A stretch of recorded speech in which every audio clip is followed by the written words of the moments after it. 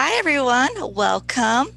My name is Carmen, and I'm a youth service librarian for San Francisco Public Library. Before we begin, I would like to acknowledge that I am in San Francisco, California, on the unceded land of the Ramatosh Ohlone people.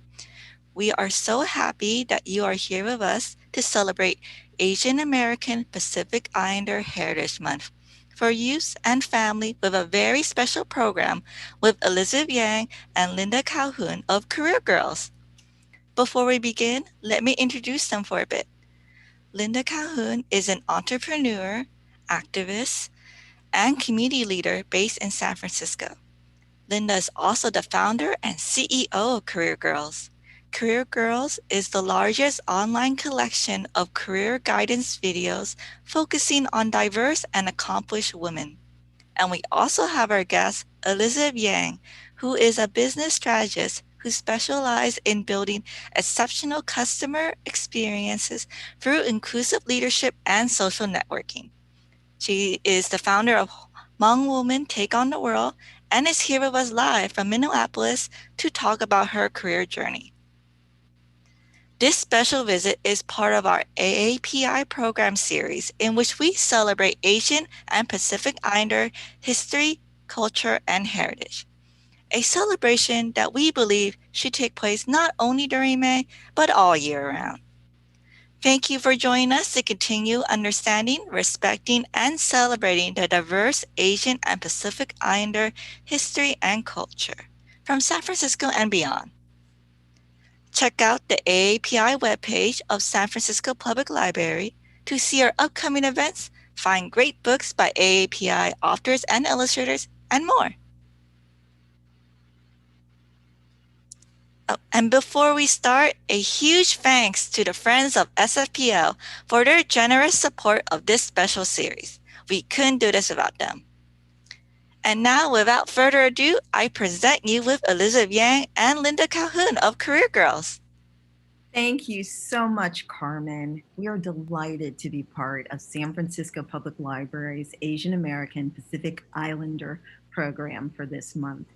I'm also very pleased to have the opportunity to be in conversation with Elizabeth Yang, who is a business strategist, Career Girls role model, and the founder of Hmong Women Take on the World. Career Girls is a free video platform for women from all backgrounds to be able to share their career, educational, and life journeys to inspire girls to find their own path to empowerment.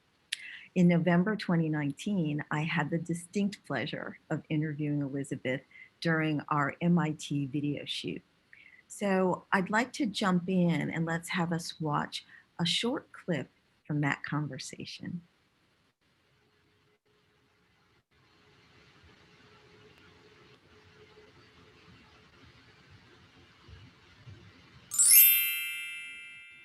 I am a business strategist and I specialize in building exceptional customer experiences through inclusive leadership and social networking or relationship marketing.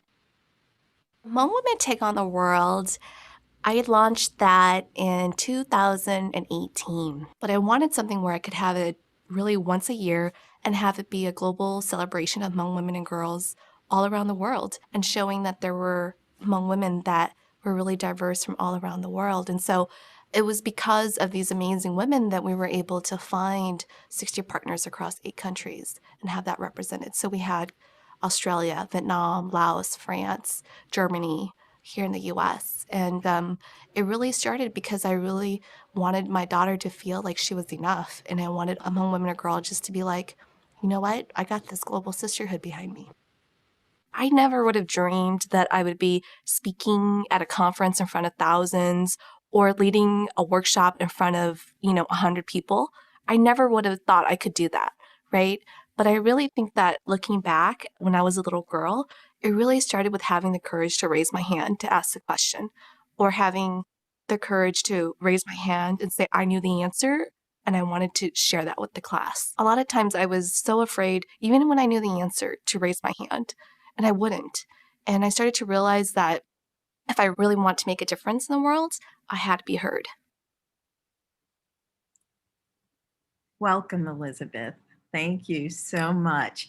I'd like to begin by having you tell us more about Hmong Women Take on the World, including some commentary on the images we saw in the video and some of the images we're about to see. So thank you so much, Linda, as part of Career Girls for Future, featuring me. And thank you to our friends at the San Francisco Public Library for just this amazing virtual program to just celebrate API Heritage this month. So just thank you for this opportunity. You know, Hmong Women Take on the World started in 2018, and the vision was really an online global celebration of Hmong women and girls all around the world. I just thought, imagine the power in knowing that you're embracing your leadership and celebrating with other Hmong women and girls all around the world at the exact moment. Like, there's just so much power to that. And so that was really how Hmong Women Take on the World happened. It's a global online summit that happens once a year. And, you know, I fund 100% of this, and I recruit my planning team and other amazing men and women to say, let's celebrate just for one day. Let's just celebrate what it means to be a Hmong woman and a Hmong girl all around the world. Great. And, you know, in the video, and I think we're going to be seeing some images that you've curated for us to really help our audience get some insight into Hmong history and Hmong culture. So let's see if we can get some of those images. Yes. Who are we seeing here? Yeah, so Hmong Women Take on the World, I think, you know, just a little bit of context about Hmong people is, you know, we're an ethnic group that really started in southern China, right? The Miao clan. And we are based all over the world, from Southeast Asia, Laos, Vietnam, Australia, here across the US. The last time, I think the numbers were like 200,000 Hmong Americans here in the US alone. And so, you know, for me, my story really started with my grandfather, who this was taken and he was part of the Indochina Independence War, fighting communists back in Laos. And that's really where my family, you know, immigrated from here in the US. And, you know, he is such an instrumental part to really me remembering my home culture and what it means for me to be a Hmong American woman. He lost his leg in the war, and he had a family. He was the main breadwinner. And, you know, back in, you know, Laos and those countries back in those days, as you can probably imagine, a person that is handicapped, just the amount of burden that he must have felt, or the isolation that he might have felt, was huge. But I share this because one of the things that I really just am really proud about my culture is the resiliency that comes from being Hmong and the Hmong people. And my grandfather became an entrepreneur. Back in the day, you know, photography was the latest innovation. And he started to take all his money to learn how to take photos. And those black and white photos with, you know, the little, like, you pulled this little, that little veil over your head to take photos. And from the ground up, he built his business and he built his wealth. And my grandfather at the time helped other families that had less fortunate, less economic means.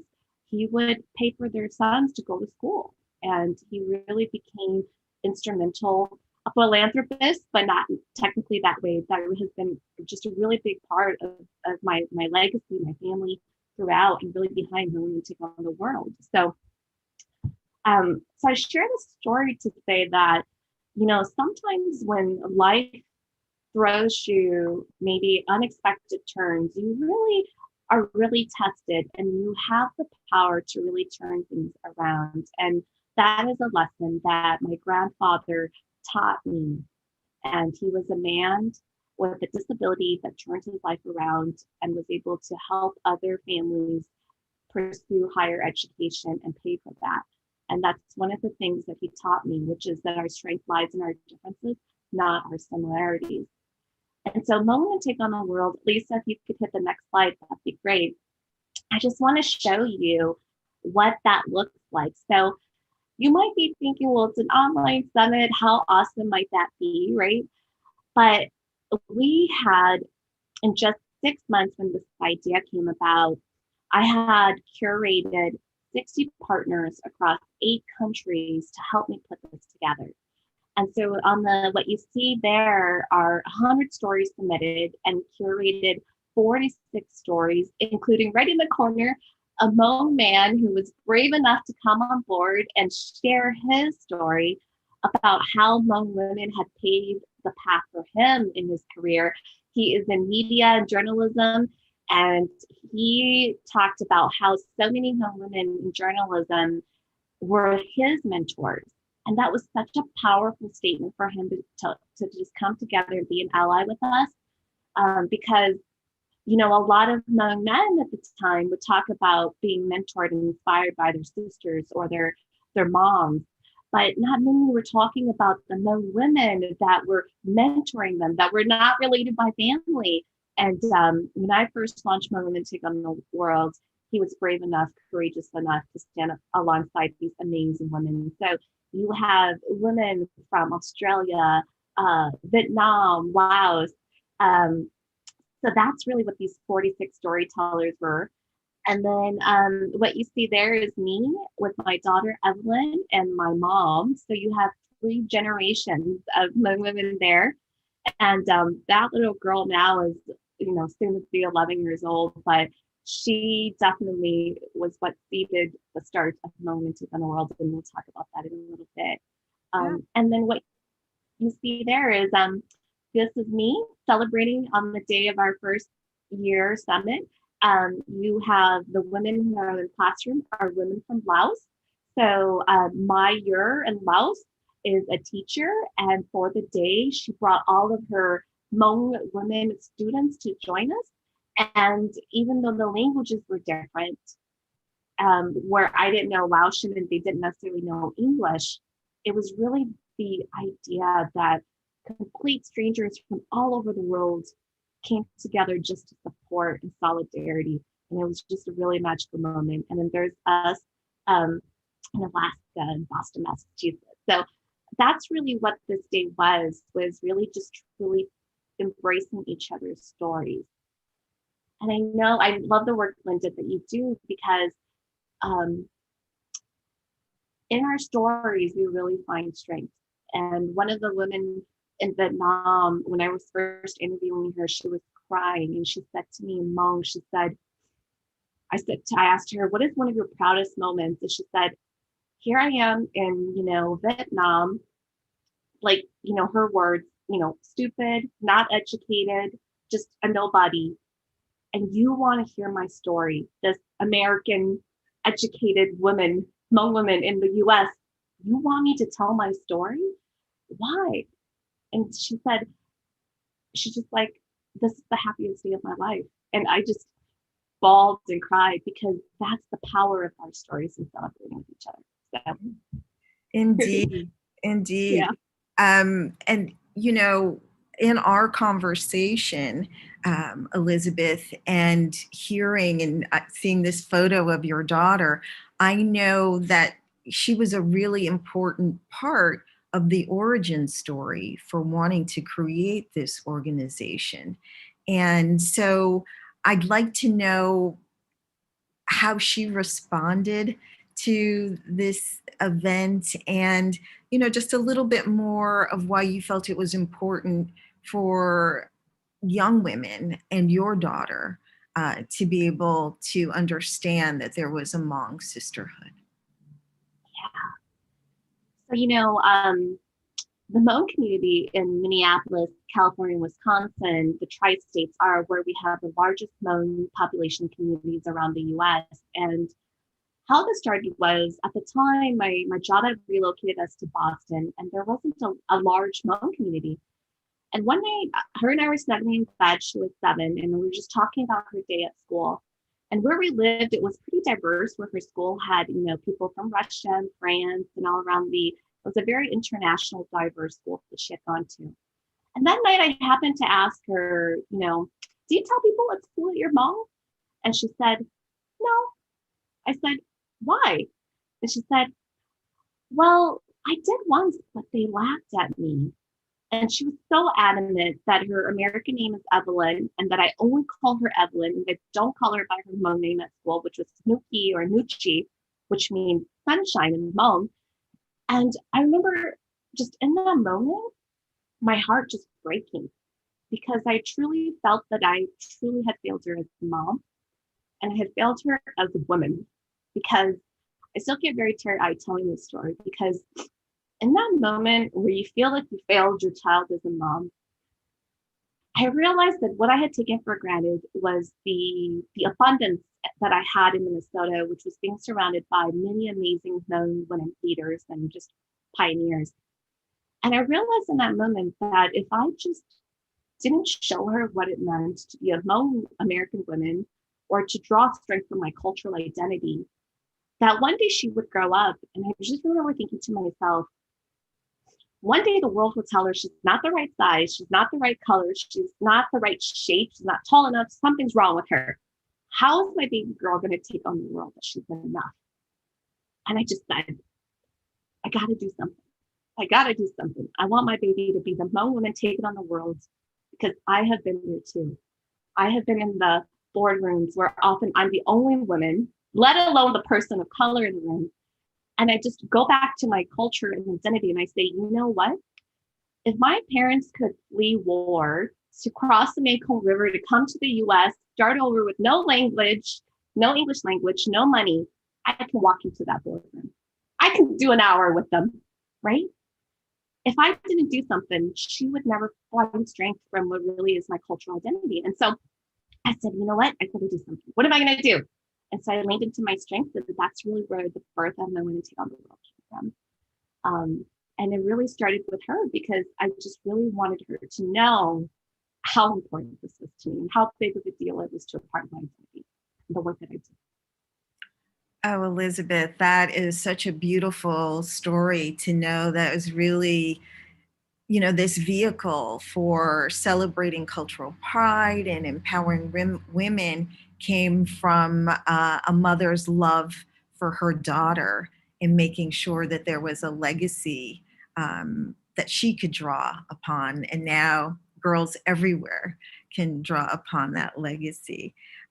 You spoke a little bit about the woman from Vietnam. Are there more stories that you can share about the impact that the conference or Hmong Women Take on the World have had on the participants?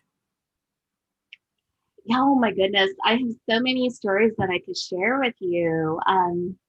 But what I will tell you is, for instance, um, finding a Hmong woman in China was probably one of the, this just shows you like what women and girls and what we are capable of because I wanted representation from 8 countries and China has millions of people. It's like a needle in a haystack trying to find, hey, I'm going to find one Hmong woman in China to share her story. And keep in mind that China is communism. So Facebook and YouTube are blocked. So you can't even access that, right? And so I literally was like, how are we going to find a Hmong woman who spoke the native language in a dialect that we could actually understand? It was like a needle in a haystack. And I leaned into my leadership team. I leaned into the Hmong sisterhood and I said, can we find a Hmong woman in China? And I kid you not, randomly, the universe collided. And one woman said, you know what? I took Mandarin Chinese when I was at college. I can ask my professor. By networking, by connecting, we found one Hmong woman in China through WeChat and connected with her. And she could understand our dialect and we could also understand hers. And she had this amazing story of really, she had this beautiful, embroidery shop. So you're looking at just some of the beautiful traditional Hmong clothing. And in her, she said, in Hmong, in my younger days, when I would sing, I would come to the US and tour. But now that I'm older, I can't do that anymore. And what she ended up doing was she started her own business doing tailored embroideries like this, right? And she built herself a business, a single mom. And she said to me in her story, she said, Elizabeth, I know that I humbly don't have a lot, but I have enough to live on. And what she's doing in China is she's sponsoring other Hmong girls who are orphans to go to school. So as you can probably imagine, outside of the U.S. and other countries, you have to pay for basic education. And so through her business, she was helping orphans go to school and just sponsoring her women, Hmong girls going to school and helping them. And she had no reason to, but that's her gift back. So that's just one story of so many others that really the Women Take on the World has been able to bring, about, And And so then as we have this photo up in the slide, can you tell us a little bit more about what we're seeing? These are women who are in traditional clothing, costume. of course. So as you can imagine, right? So you have Hmong people that are all around the world, from Laos to Vietnam to southern China to here in the U.S. And so even within our ethnic group, there are certain dialects for different groups. So there's Hmong Do, which is Hmong White, which is more of the mainstream Hmong language that most Hmong people speak. And so if you're looking at the photo on top there with the women wearing their sao, which is that silver necklace, and the green shade, which is kind of the belt around that generally is an outfit that Hmong White would wear, right? And then you'll see that to the left, where the women with the little basket on the back, that design is what we also have, which is like Hmong Black, right? It's another dialect, and that's influenced a lot by Vietnam and some of the photos there. And then to the far right, you'll see these women wearing more of the really fancy embroidered skirts. And it's almost a fusion of what we call our Hmong green or Hmong lang or Hmong jaw, and almost like a China influence sort of design. And so you'll start to see that our traditional clothing, like many traditional outfits, are fusions of where people grew up and are inspired by. So that's just a little bit about what this is. And most of the time you'll see these women dressed up, not in everyday wear, but to celebrate the new year. So traditionally you'll have a lot of women dressed up in some of their most beautiful gown to go to the new year and hopefully, find the love of their life. And you have the men all just dressed up, and, you bring your most beautiful outfits out to the ball, which is ball toss, and just get to know each other. And the women would sing kutia, which is a traditional song, or almost like poetry, to just really get to know each other. So that's really where a lot of the traditional clothing comes from. Okay. And then Elizabeth, sort of summing up the experience of starting the organization and having the conference, what was the greatest achievement, when you look at that experience for you in terms of doing the work? Well, I think on the outside to everyone else, I launched Women Take on the World. We took 6 months to make it happen. I crowdfunded $30,000 to host the celebration. I've never done that before. And we had 46 storytellers, 60 partners across 8 countries. And so, it just made me realize how amazing women and girls are and when we truly come together.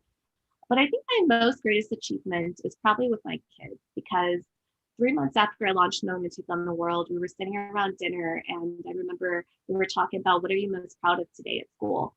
And my daughter said to me, she said, Mom, today at school, I told somebody I was Hmong, and they didn't know what that was, but I didn't mind. And to me, a 7-year-old now embracing that was huge. And even for my son, Evan, who at the time was 9, that year we went to the New Year celebration, and he proudly wore his traditional Hmong outfit for boys. And in the past, it was always a struggle, an argument to wear it. And he wore it. And he also wore, we had our heart logo t-shirts, and he would rock it. And I remember one morning I woke up for an interview, and he said, Mom, guess what I'm wearing? I'm wearing your Hmong Take on the World shirt. It's pink, but I don't mind. And I said, why are you wearing that? And he goes, because you have your live interview today and I want to support you. And he was 9 years old. And so to me, that's what success is like. It's truly saying, I don't know what this is all about, but I'm proud.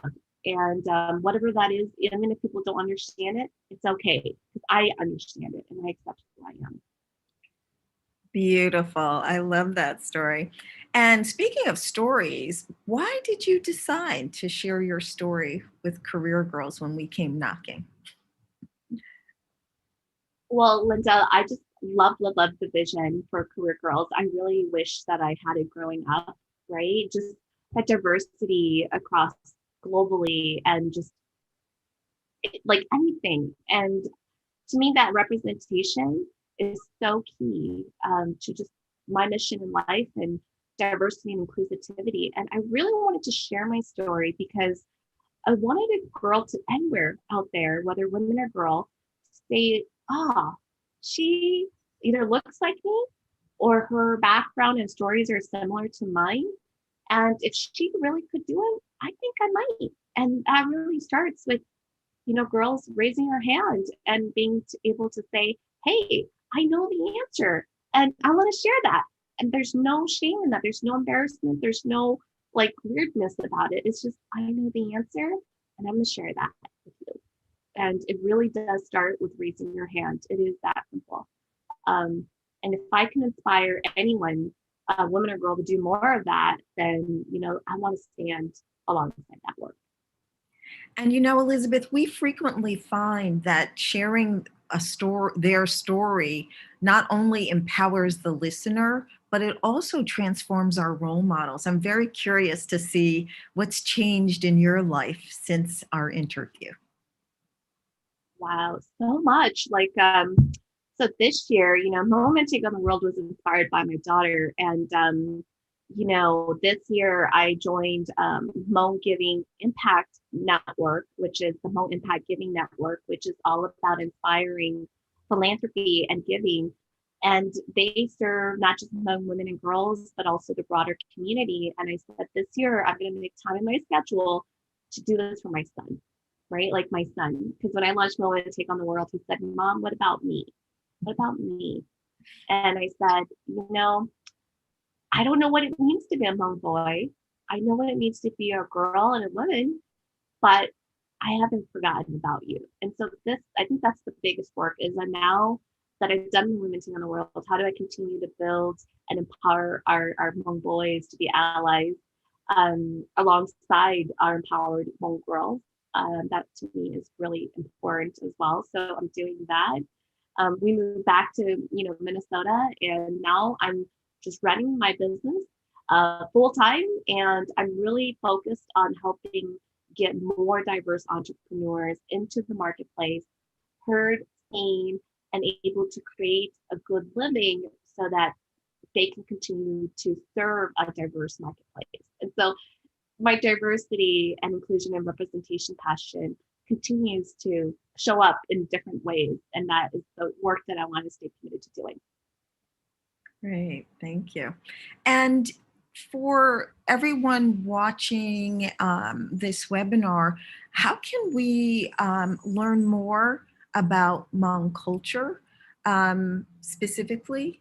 But then also, as we are in this era of more media attention paid to violence and discrimination against the Asian American Pacific Islander community, what does being an ally look like for people who want to support our Asian American Pacific Islander brothers and sisters? It's a great question. A couple of resources I know because I'm very familiar with Minnesota. We have the Minnesota Historical Society, which has a timeline of the Hmong Women First that pioneered. We also have a Hmong Museum, which is a virtual Hmong museum that people can just search up and learn more about the Hmong culture and really be a part of documenting, those stories and firsts from all around the world, right? I think those are just some available resources for anyone that wants to learn more. And our biggest populations are, what I call the tri-states of Minnesota, Wisconsin, and California, but we're really all over the world. Um, and I think, to answer your question about being allies, I think, it's a really tricky conversation sometimes. And I often say that it's got to start from a place of curiosity, a place of curiosity. And if you can start from a place of curiosity and ask yourself, if you were in those shoes, would those same decisions, reactions, consequences happen to you? Based on your skin color, based on your gender, based on your, circumstances and your lifestyle. And if you can honestly say no, that wouldn't have happened to me if because I'm not Asian or I'm not Black or whatever it is, then speak up. Speak up from a place of compassion and curiosity. And you don't have to have the perfect words. You don't have to know what to say. All you have to say is, I stand with you, and how can I support you? That's it. Those are just two simple sentences that anybody and everybody can do. You don't have to know the answer. You don't want to be the one solving other people's problems, right? But I think that's the most important thing, that as an ally is that you do not stand silent. That if you stand silent, you're tolerating something that other people are. And I know it's scary, but like I tell my kids, this is where courage has to come in, right? Like, you don't have to understand them. And it's not either or. It doesn't mean there's not enough room for both of you to coexist. All you got to say is, I'm here. How can I support you? That is a question that each of us can ask each other to be better allies in the community. Thank you. This has been a great conversation. I'll see if we have some questions from our audience coming in, but it's been wonderful to hear your story and what's happened since we did our initial interview with you in 2019. Oh, thank you so much. I appreciate it. Thank you, Linda.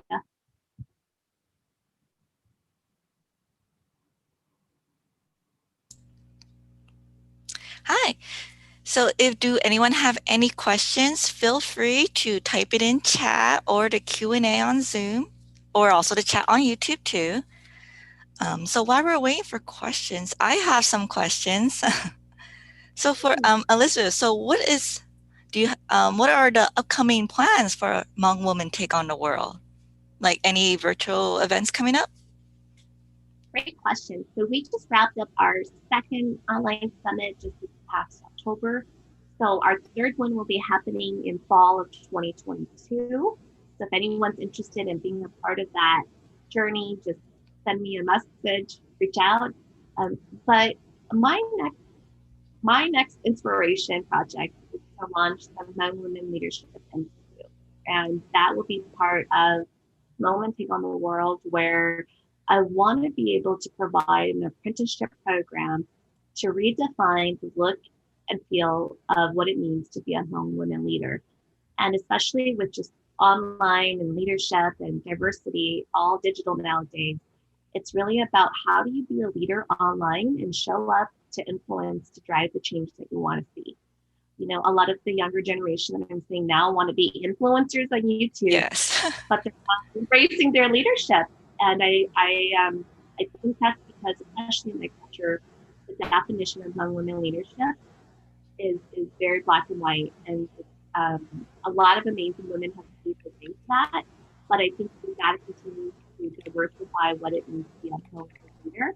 And I want the Institute program to show women how do you lead, but more importantly, how do you drive change using social media and being online to do that.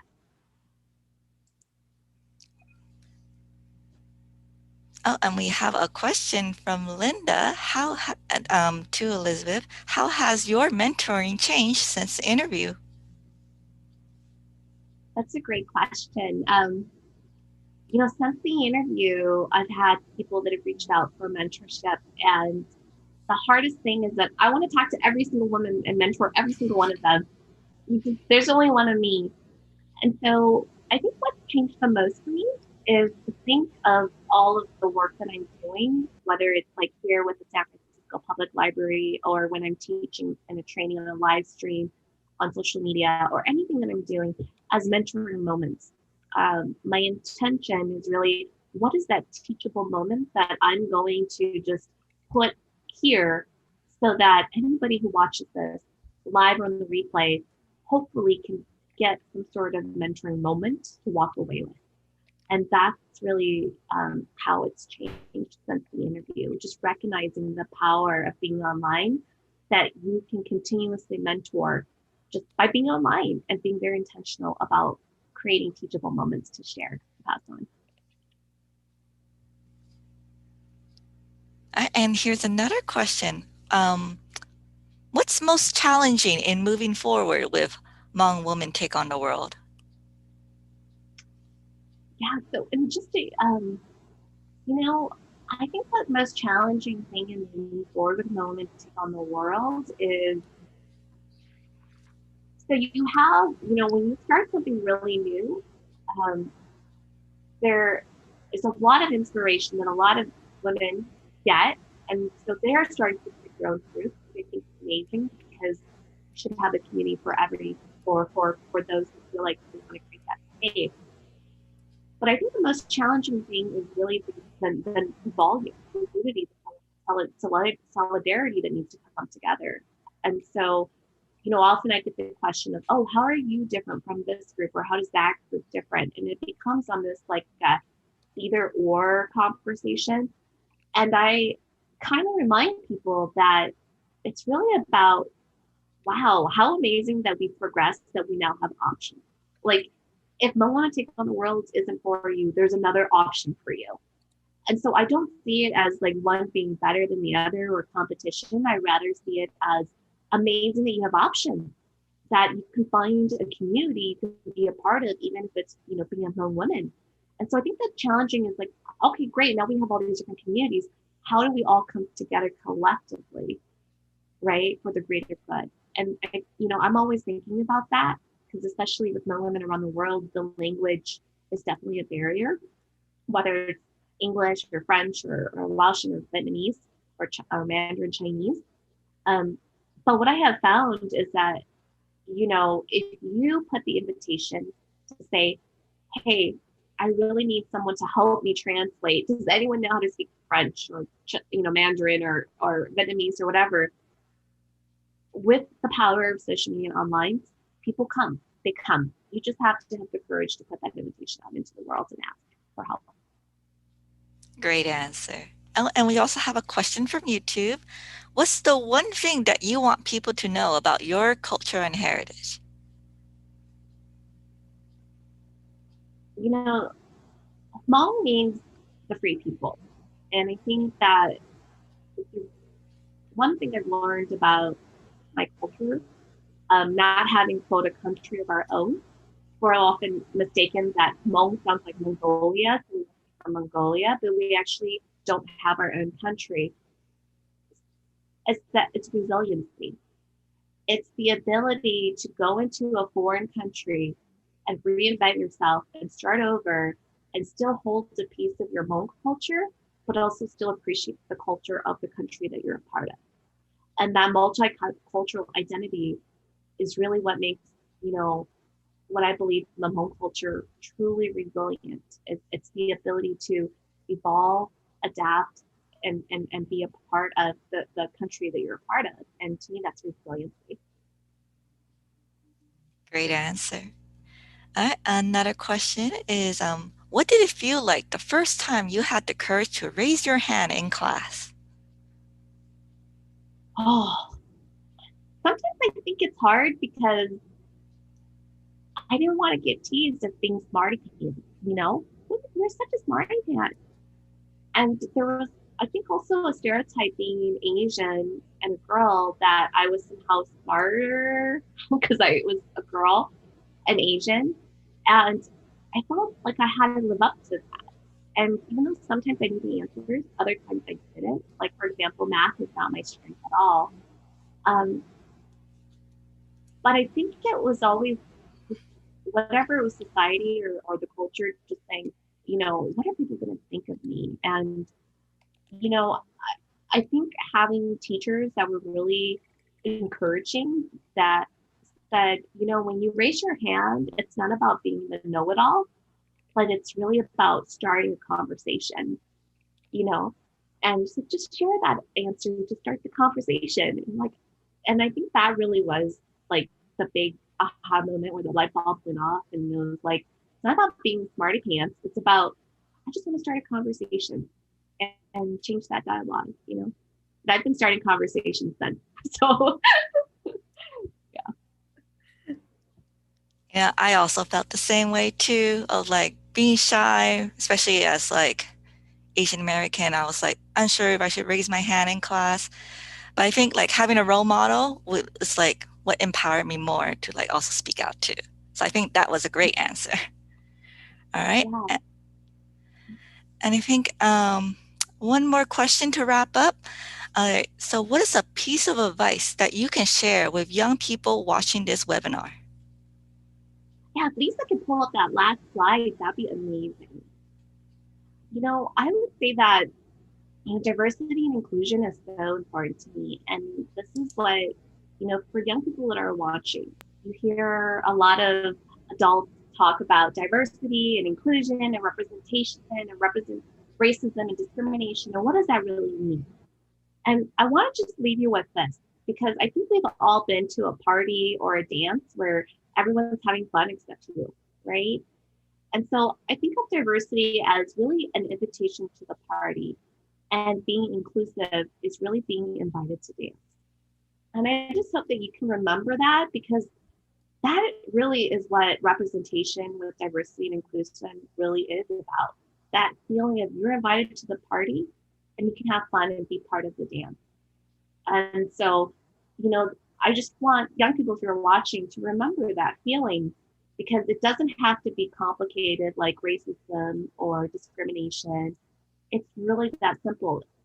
If you're afraid to go to a party because you have no one to go with and you feel sad because you weren't invited to the party, or you're there, but then everyone's ignoring you and they're all dancing in a group and you're the only one there, no one, inviting you to dance. If you know that feeling, right, then open yourself up to simply inviting people to the party, which is all about diversity and being inclusive of just inviting them to dance. It's just an invitation. They can always say no, and it is completely okay for that. But be the first one to extend that invitation. Wow. All right. Thank you, Elizabeth and Linda, for an amazing and inspiring conversation. Do you guys have any words of farewell to our audience?